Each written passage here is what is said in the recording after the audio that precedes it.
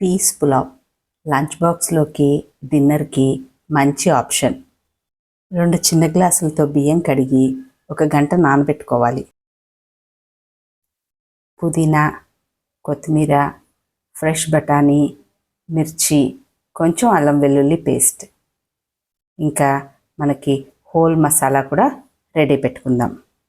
దీనిలోకి 1 స్పూను ఈ బిర్యానీ పులావ్ మసాలా వేస్తే, ఇంకా ధనియాల పొడి, జీరా పౌడరు, గరం మసాలా ఏమీ వేయక్కర్లేదు.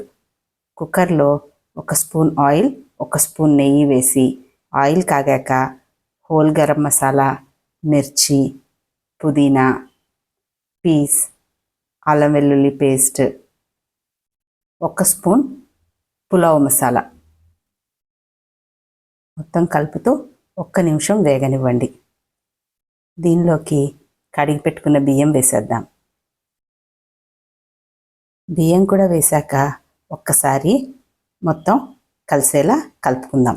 దానిలో 2 గ్లాసుల బియ్యానికి 3 గ్లాసుల వాటర్ కరెక్ట్గా సరిపోతుంది. 1 గంట సేపు నానింది కదా, రుచికి సరిపోను సాల్ట్ కూడా వేసి మూత పెట్టేద్దాం. పులావ్లోకి కమ్మటి పెరుగు చట్నీ తయారు చేసుకుందాం. సన్నగా కట్ చేసిన కీర, తురిమిన క్యారెట్, కొంచెం టమాటో, సన్నగా కట్ చేసుకున్న పచ్చిమిర్చి, ఇంకా గడ్డ పెరుగు, కొంచెం సాల్ట్ కూడా వేసి పూర్తిగా కలిసేలా కలుపుకోవాలి. పులావ్లోకి ఈ రైతా ఉంటే చాలు, చక్కగా ఎంజాయ్ చేయొచ్చు. ఇంకా వేరే కర్రీ కూడా ఏమీ అక్కర్లేదు.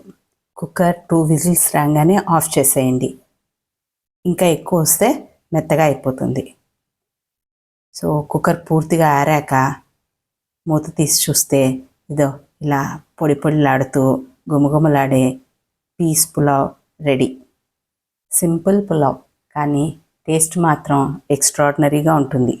చివరిగా కొత్తిమీర, ఇంకా ఫ్రై చేసిన ఆనియన్ వేసి ఒక్కసారి కలుపుకుంటే ఇంకా సర్వింగ్ ప్లేట్లోకి తీసేసుకోవచ్చు. ఇప్పుడు పీస్ చక్కగా వస్తున్నాయి. అవి ఒలిచి జిప్లాక్ బ్యాగ్లో డీప్ ఫ్రీజర్లో పెట్టుకున్నట్టయితే ఒక 3-4 నెలల పాటు మనము వాడుకోవచ్చు.